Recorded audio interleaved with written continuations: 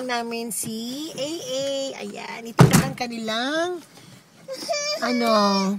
what's this hospital na pinapasokan nila? Ngayon lang nagising? Oh, crying na siya. Hindi na makatulog kasi. Asa lang salamin ko? Salamin. Sus. Ano pangalan ng hospital ni Anas? Monash Medical Center. Monash Medical Center. Ayan pala yun. Saan tayo punta? Ayan. Part tayo kala mother? Nurse. Lim? Madami siyang dala, babe. Paano yun? True. Ay.